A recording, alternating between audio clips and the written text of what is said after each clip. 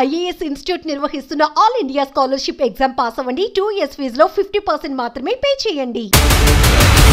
ప్రాణం మనదే, కానీ మరణం మాత్రం మన చేతిలో ఉండదు. ఎప్పుడు ఎటు నుంచి మృత్యు ముంచుకొస్తుందో తెలియటం లేదు. జీవితం కోసం ఎన్నో కలలు కంటాం, కష్టపడతాం. పిల్లల భవిష్యత్తు కోసం అలుపెరగని పోరాటం చేస్తాం. కానీ క్షణాల్లో వచ్చిన మరణంతో నిమిషాల్లో జీవితం ఆగిపోతోంది. తాజాగా ఏపీలో అనంతపురం జిల్లాలో ఘోర రోడ్డు ప్రమాదంలో 8 మంది ప్రాణాలు పోయాయి. కష్టపడితే కాని పూట గడవదు. పొద్దున్న చద్దన్నం పట్టుకుని పనికి పోయి పొద్దుపోయాక ఇంటికొచ్చేవారే వారంతా. ఎన్నో ఏళ్ల నుంచి కష్టాన్ని నమ్ముకుంటూ బతుకుతున్నారు. పనికెళ్లడం రావడమే వారికి తెలుసు. ఉన్న దాంట్లో సంతోషాన్ని వెతుక్కుంటూ సాగిపోతున్న వారి జీవితం శనివారంతో అర్థాంతరంగా ఆగిపోయింది. రేపు పనికి పిలిచినా రావడానికి వారు ఈ లోకంలో లేరు. బస్సు రూపంలో తీసుకొచ్చిన మృత్యువు వారిని మింగేస్తుంది. అనంతపురం జిల్లాలోని పుట్టూరు మండలం ఎల్లుట్ల గ్రామానికి చెందిన కొంతమంది వ్యవసాయ కూలీలు ఆటోలో గార్ల తిన్నెలో పని కోసం వచ్చారు. అరటి తోటలో పనులు ముగించుకుని ఇంటికి తిరిగి వెళ్తున్న క్రమంలో ఆర్టీసీ బస్సు ఆటోను ఢీకొట్టింది.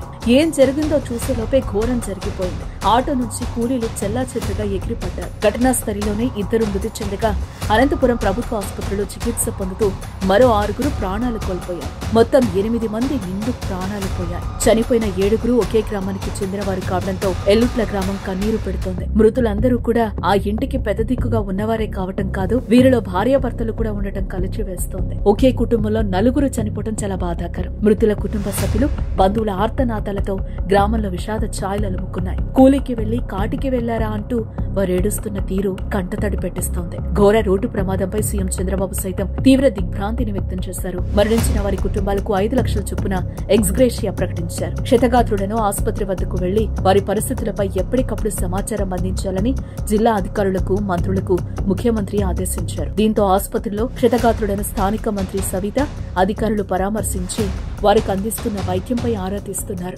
రోడ్డు ప్రమాదాల కారణంగా నిత్యం ఎన్నో కుటుంబాలు రోడ్డున పడుతున్నాయి. వాహనదారుల నిర్లక్ష్యం, అతివేగం కోలుకోలేని నష్టాన్ని చేస్తోంది. వాహనాలు నడిపేవారు చిన్న చిన్న జాగ్రత్తలు తీసుకోవడం వల్ల ఎన్నో పెద్ద ప్రమాదాలను నివారించడంతో పాటు విలువైన ప్రాణాలను కాపాడుకోవచ్చు. వాహనదారులారా కాస్త ఆలోచించండి.